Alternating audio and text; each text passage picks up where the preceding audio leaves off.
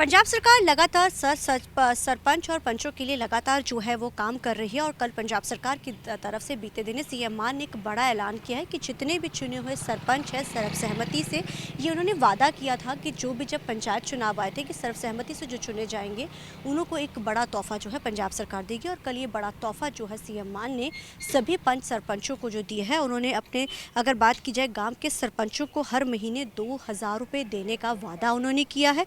और सरपंचों की जो ये शपथ ग्रहण के समय से ही जो है जब उन्होंने जिस दिन उन्होंने शपथ ली थी उसी दिन से लगातार जो है राशि इनको पुरानी राशि भी साथ में ही मिलाकर दी जाएगी।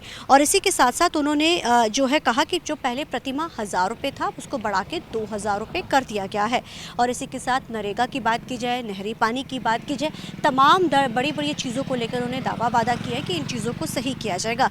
नरेगा इसलिए अहम हो जाता है क्योंकि जो छोटे छोटे काम गाँव के होते हैं या सड़कों के काम होते हैं, नालियों के तमाम जो काम है वो नरेगा के तहत किए जाते हैं। वैसे में वो भी करने का जो दावा है और वादा इसको पूरा करने के लिए उन्होंने इसका दावा और वादा जो है पूरा किया है।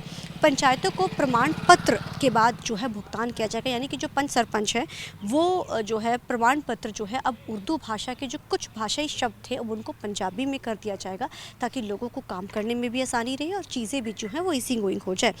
और इसी के साथ साथ नशा मुक्त जो गाँव है इसका वो पहले ऐलान कर चुके हैं कि उनको फंड जो है वो जारी किया जाएगा।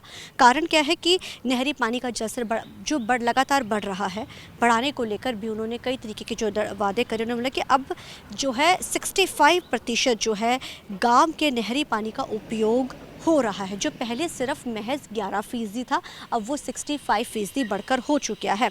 वहीं मिनी बसों के परमिट भी जारी होने शुरू हो चुके हैं।